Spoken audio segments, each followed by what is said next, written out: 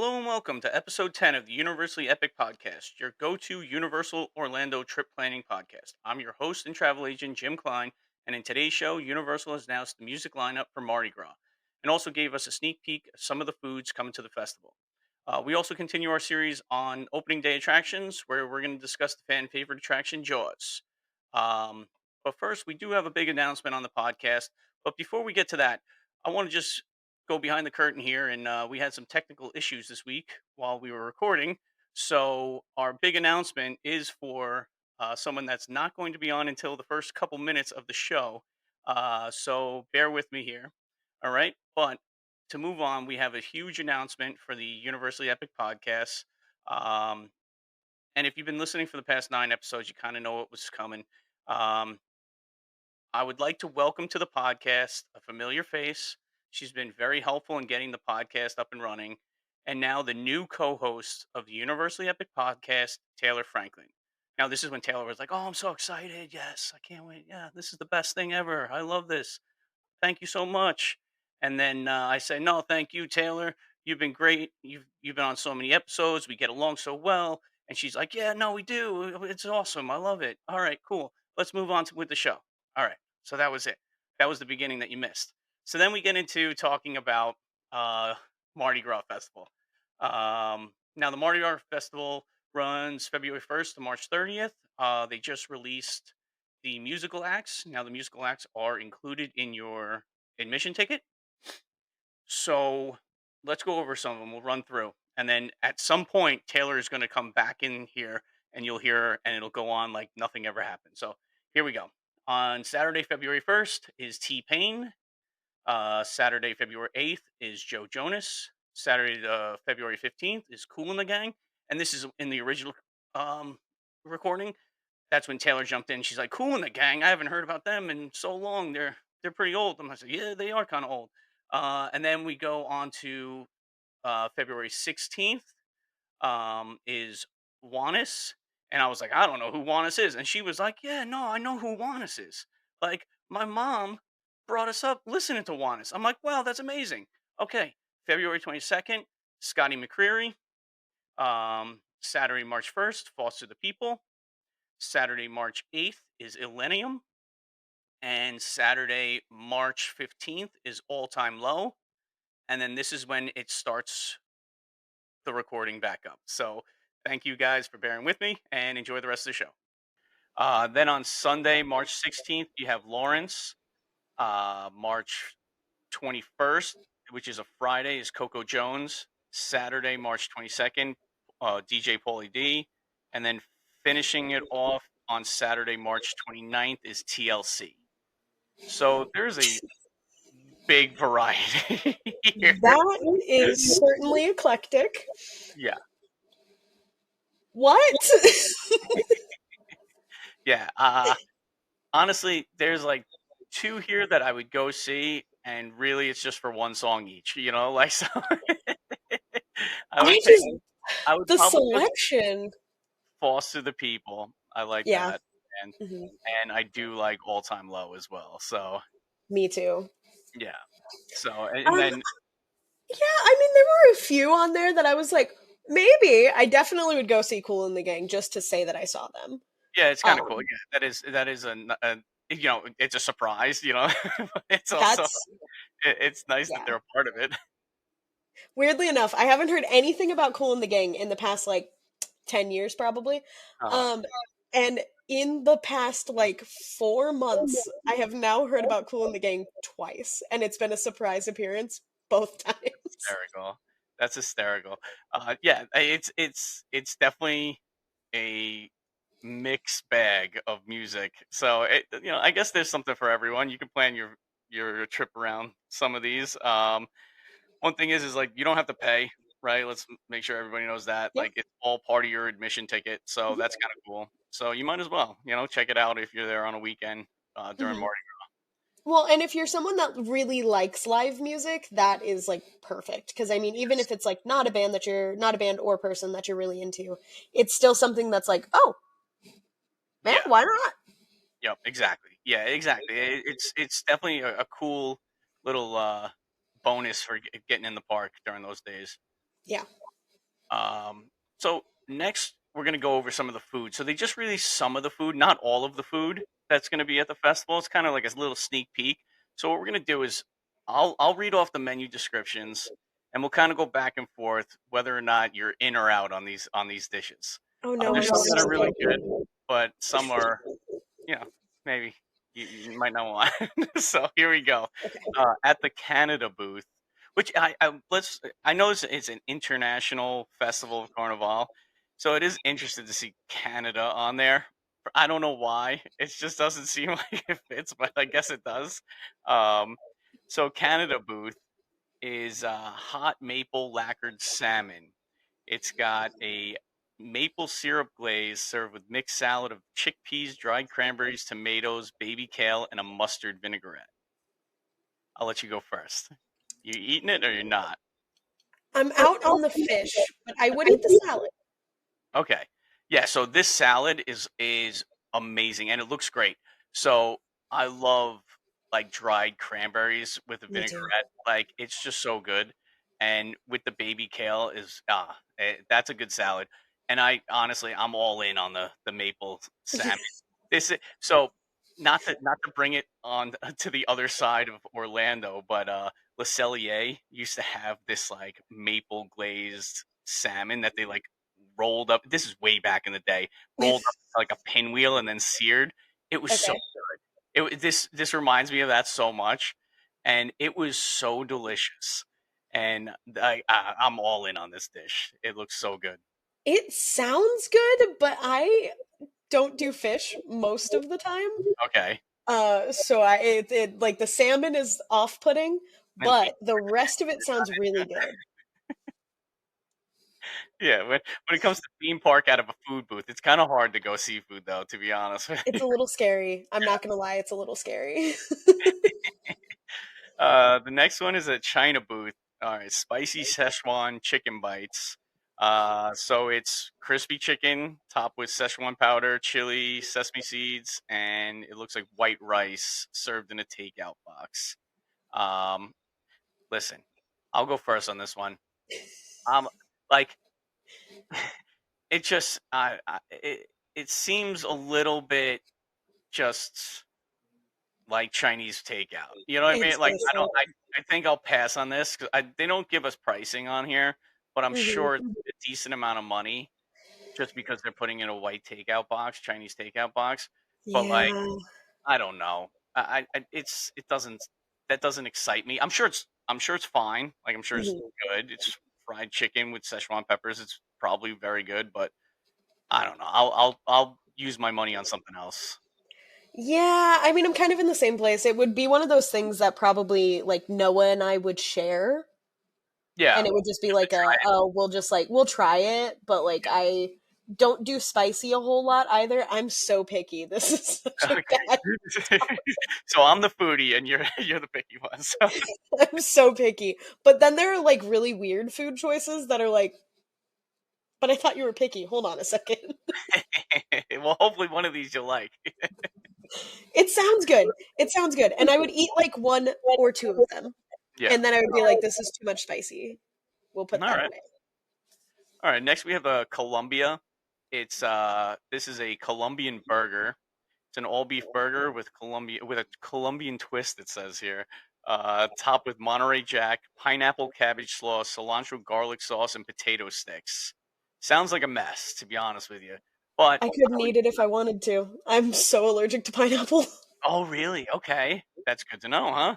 Yeah. Yeah. So pineapple cabbage slaw. That just seems like it seems like there's a lot going on, and it's for the fact that the burger's probably not that good. To be honest with you, there's too much stuff going on to like make the burger taste all that great. You know what I mean? Yeah, they did that at HHN last year, year before. They had like a peanut butter burger. Yeah. So Everyone swore it was good, but like it looked like a lot and it was very messy. this one looks very messy with like Yeah. sauces, and it looks from the picture, it looks Mhm. like there's another sauce on there too, not just the garlic sauce. So Oh no. and then with the slaw, like a slaw is just liquidy anyway. So I don't know. Ugh. So we'll say that, you know, we'll see what it looks like when it actually We're comes out. on that one, I think. Yeah, the pictures look good. Like the pictures look great, but we'll see what it actually looks like. The next one, Bites of the Bayou, beignets. So I guess you gotta Oh, have beignets, 100%. right? We Absolutely. give a description on that. They look amazing. Yeah, let's move on real quick from that because who's gonna say no to a fried piece of dough? Uh, Exactly. so this one's gonna be interesting because we both love the crepe stand. Okay, and Okay. there's a France booth. It has duck à l'orange crepe. Okay, so it's a buckwheat crepe. Okay. It's cooked fresh, so we know they do great crepes over there. Hmm. Filled with shredded duck, onion, cheese, topped with orange segments and orange sauce. Now, I love duck. I think it's great, and I would definitely get this 100%. Like, I would definitely try this. This is right up my alley. I have never had duck, Okay, but I would be willing to try it. yeah, like you got to trust them with the crepes. Like, if they put anything in a crepe, I would eat it. Exactly. So, their crepes are so good. Um, yeah, this is like a very, very classic dish. So Hmm. it seems like it would work. Shredded duck, you got to think that they're probably using like a confit like duck leg, which Yeah. has like cooked in its own fat. I'm sure it's so good. It's so rich. It's probably so. Oh my god. Yeah, I'll go for that. Let's move on. I'm getting hungry. Uh, Puerto Rico. This is pinchos de lechon. All right. So it's like a skewer. It's got Hmm. pork char grilled on an open flame, served with a guava barbecue sauce, and served with a little like piece of bread. Um, I love pork. You're gonna find out that I love everything. So I don't know if I'm gonna say no to any of these, to be honest with you. But grilled pork is like one of my favorite things in the world. So I'm in on it. That's a hard in for me. Guava barbecue sauce sounds so interesting. yes, it sounds like sweet and like smoky and Oh, spicy. Like that's it's gonna be so good. that sounds amazing. All right, good. We're both in there. Okay, back over at Bites of the Bayou. They have a Cajun mac and cheese. It's a cavatappi pasta with andouille sausage, onion, celery, bell peppers with a Cajun cream sauce. Um, yeah, it like I'm not okay. Okay, I love food. I think Mhm. mac and cheese is way overrated. To be honest, I don't enjoy like I'll eat mac and cheese, but I will not necessarily order it when I go out. I know Jim, that I they'll don't know if I can accept being your co-host anymore. That's a personal slight against me. but the only thing that this one has is the andouille sausage, which I absolutely love. So, like, the spicy part of this, I would eat it, but I would definitely share it. Like, I don't think I'm eating the whole thing. I would push the sausage to the side.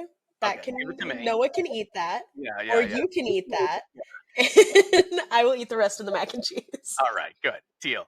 Yeah, they like the Cajun cream sauce, love it. Like everything else, I That love. sounds really good. I'm sure it's delicious.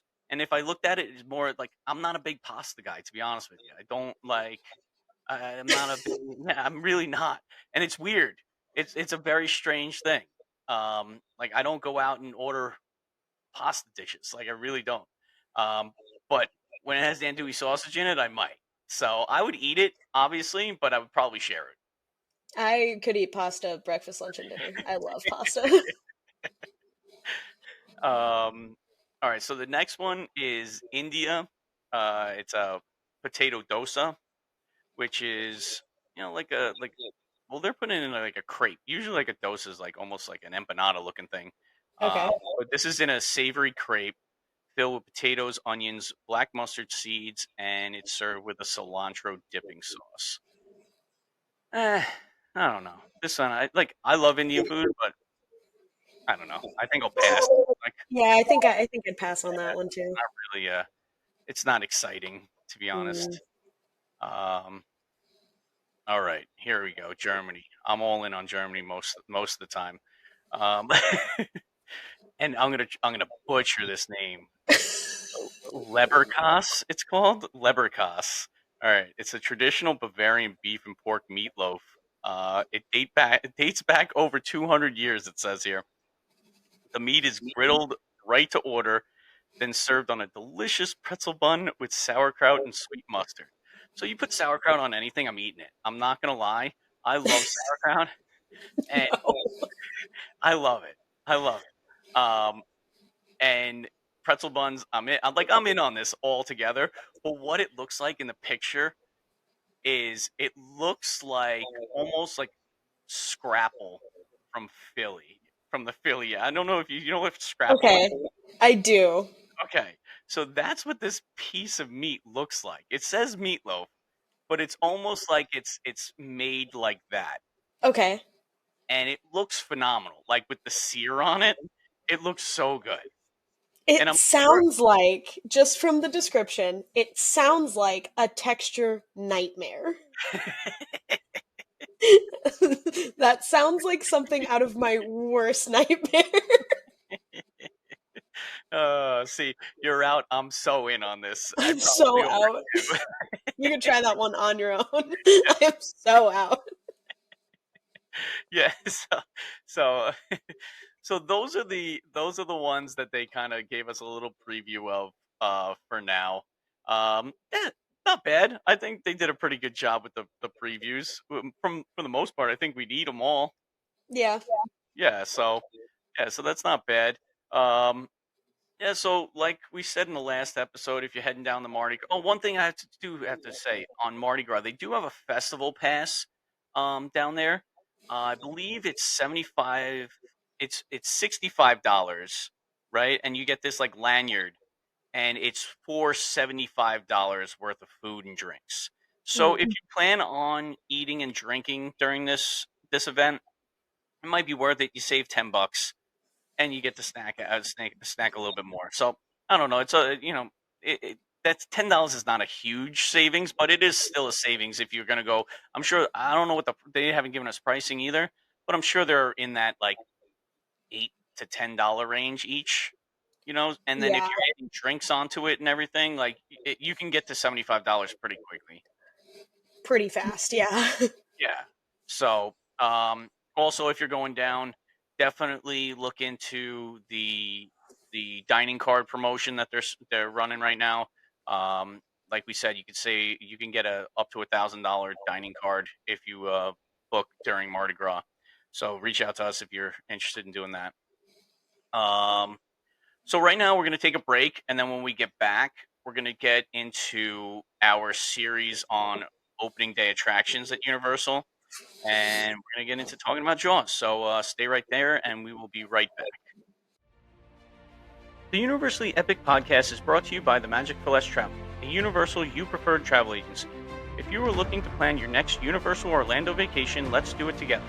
As a certified Universal specialist, I can help guide you through the planning process with helpful tips and tricks along the way. The best part, all my travel planning services are absolutely free to use. And when you book your Universal Orlando vacation with me, you qualify for an exclusive booking bonus offer from the Magic Flash Travel.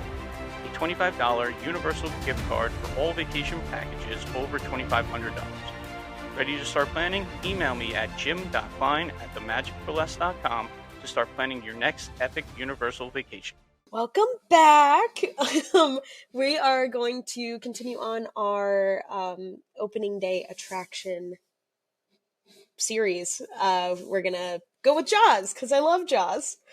Um, so the ride originally opened in 1990. It was inspired by the small attraction on the studio tour at Universal Studios Hollywood, which kind of takes you through the set of the 1975 first Jaws movie. Um, they contacted Steven Spielberg, and he agreed to be the creative consultant for the new ride installation.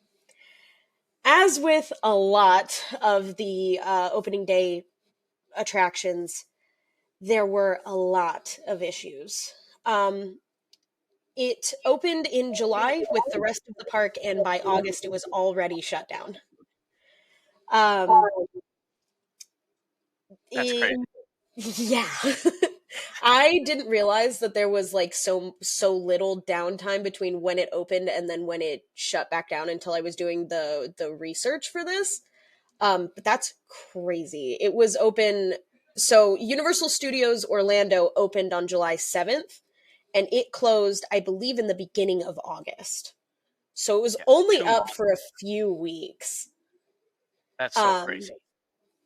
they eventually took on a partnership with Totally Fun Company, ITEC Company, Intamin, and Oceaneering Entertainment to basically change the entire ride. They retracked the ride, they redid some of the sets. There were two big changes from what the opening day scenes were.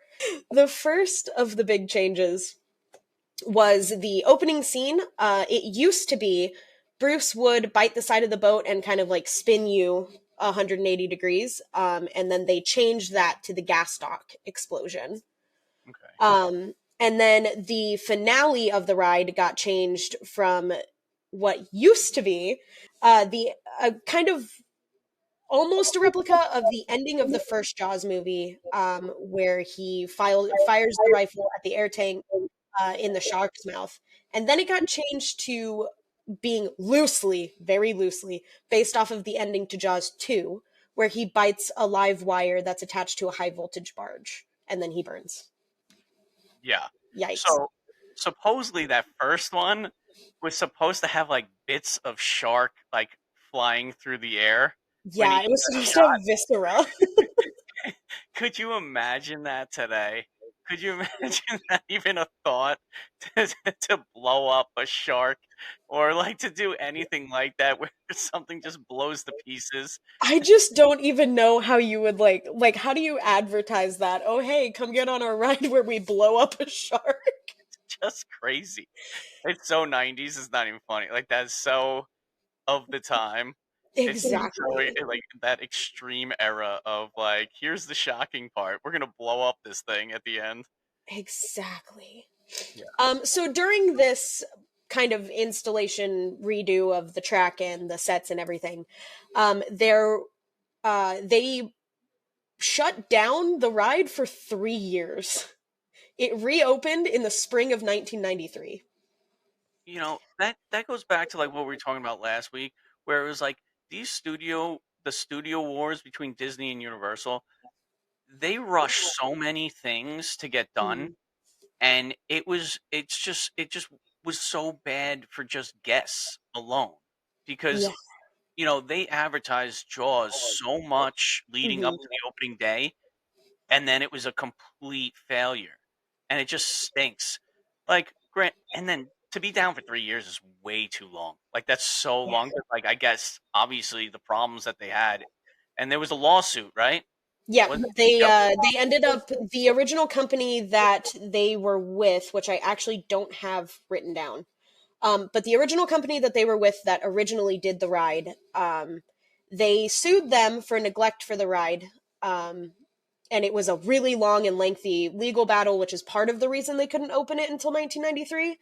Um, as well as like trying to fix it and construction walls and everything like that. And we all know that those rides are not easy to drain and then put back up. Yeah. So for this new grand opening of Jaws, they did have a few stars that were there, notably Steven Spielberg, Lorraine Gary, and Roy Scheider. Um, Unfortunately, they had to shut Jaws down again. In 2004, um, there were a lot of hurricanes that struck Central Florida that kind of left the petroleum industry, which fueled all of the pyrotechnics and the boats and everything, and it caused all of the costs to skyrocket. So they shut it down in January of 2005. It finally reopened again in December of the same year, but only seasonally. And from January to December, there were a lot of renovations that happened during the closure, which they weren't like super intense renovations, but they were like they revamped like the shark, and obviously they fixed the boats and things like that that kind of needed help.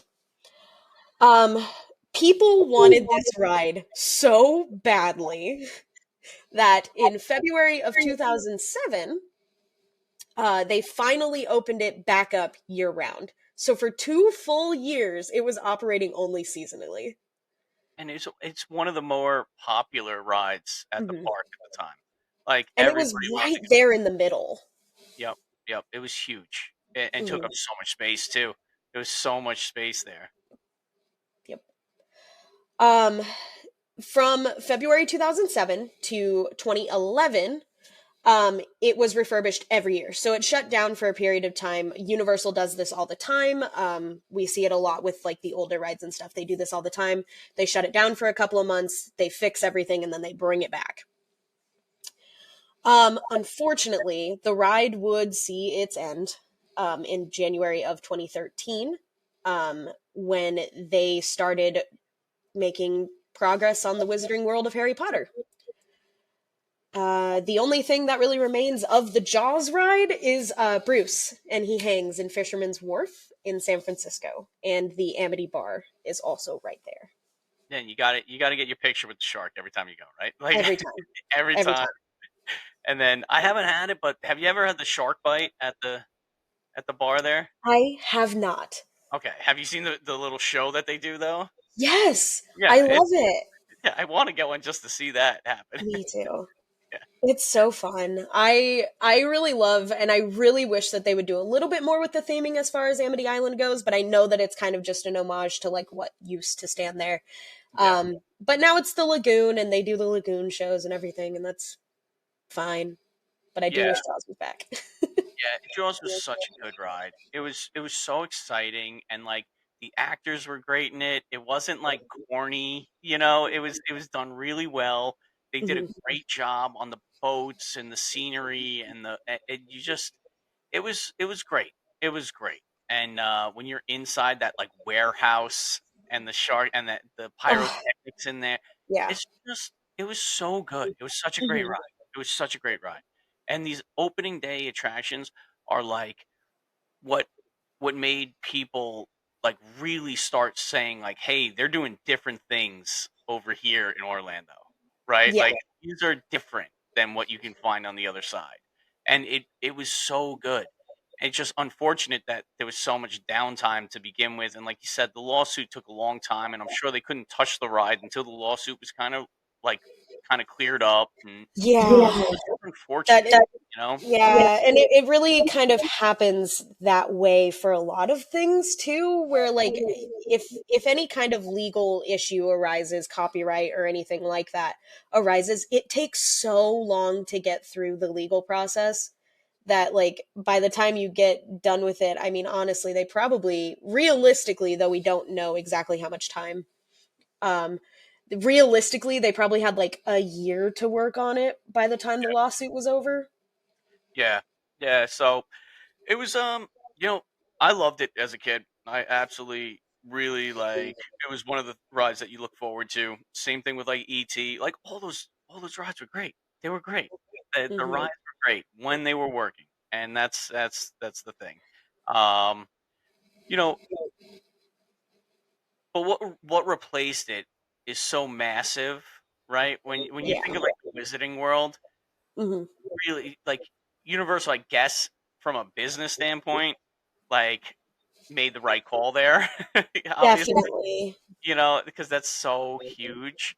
Um, but you do have a lot of fans that are like longing for that Mhm. Jaws attraction. You can still experience it. You just have to go to Japan, right? Yes, the Japan installation actually took place in 2001 and it is still standing Yeah. for So 24 years. Japan usually seems to get these things right. I think that their coaster companies and their ride companies and everything over there are a lot more sound most of the time. yeah, I do want to go over to Japan one time. Like, I would love to go see all the amusement parks in Mhm. Japan. 'Cause they look like so much fun, and the food looks amazing too over there. Oh, absolutely. I, There's a YouTuber that I follow that does like food reviews and stuff in USJ and also like Tokyo Disney Sea and things like that. Um, that he just goes around and he does all the food and everything, and they're like 2 hour long videos, and I just like sit there entranced the I whole time. like what else is there to say about Jaws? Like it's such a beloved attraction for many that Mhm. started going to Universal back in the '90s, and it's sad that it's gone. To be honest, but also Escape from Gringotts is amazing. So I don't know how to feel. You know, Yeah, I mean the shark that one time exploded at one point in time, or the dragon that blows fire. I don't know. I go back and forth every time. I love Jaws. I absolutely adore Jaws. As a franchise, Jaws 3D is easily one of the best movies of all time, uh, ever. But I don't know. Escape from Gringotts is really good. I don't mind that the Wizarding World of Harry Potter was there, but I do wish that they could like figure out how to also put figure it Jaws out. there. Yeah, yeah, yeah. Escape from I've said it before. Escape from Gringotts is one of the best queues ever in any Oh ride. yeah. It is. I always say, like, if you don't want to go on the ride itself, just walk through the queue because it's worth every minute that you wait in line because Hmm. it's amazing. Yeah. Um, yeah, the Wizarding. You can't say anything really bad about the Wizarding World taking over the space because it's such a huge success. So, like, what are you gonna do, right? Yeah, and I mean, as upsetting as it is, 100% as upsetting as this next statement is, people don't really care about Jaws all that much anymore, and it really kills me inside. But I mean, it's the same reason that like DreamWorks Land has now taken over what used to be, I think, Kids Corner, I think is what it was called, Yeah, with they like have the Curious George area and everything. Because like, Curious George. My favorite what growing up, kid American knows Curious Tail. They George? had Fivel like playground. Hmm. I love the Fivel playground. Yeah. I love the that movie growing up so much, and Hmm. my kids have no idea what it is, you know. So it's just like I Yeah. get it. Like times change, you have to, you know. But you got people like me, like all nostalgic, and that's the fine line that they have to walk, I guess. You know. Yeah. Yeah, and they kind of have to it's just one of those things where it's like, well, what is going to be probably more popular forever, or like is everyone going to remember the shark movie? And like I would like to believe that everyone's going to remember the shark movie, but like we'll see. Yeah. As much as Harry Potter, probably not. Yeah. You're right. 100% right. So, all right. Well, that's going to bring us to the end of the episode. So before we go, I want to thank you for joining the University Epic podcast as my new co-host. I appreciate it. Like, follow, and subscribe to Universally Epic Podcast on Instagram, TikTok, and YouTube. Also, listen to the show wherever you get podcasts. Please leave a review on Apple Podcasts. Also, join the University Epic Facebook group. This episode has been brought to you by the Magic for Less Travel. If you have any Orlando trip planning questions or looking to book your next trip, email me at jim.klein@themagicforless.com. And like always, have an epic week, everybody.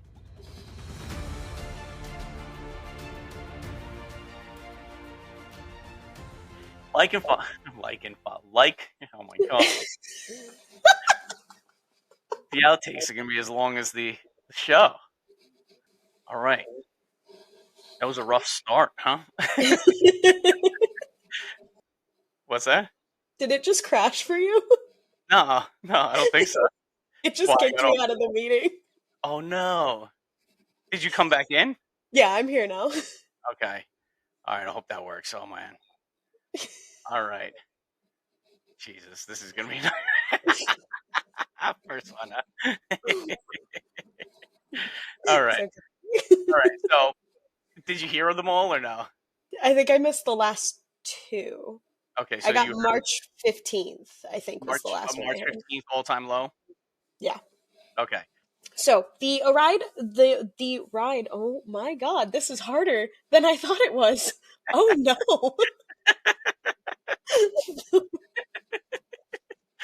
Not so easy, is it? Huh?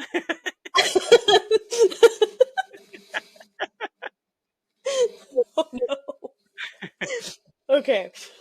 So the first of the main changes were was the open, oh my god.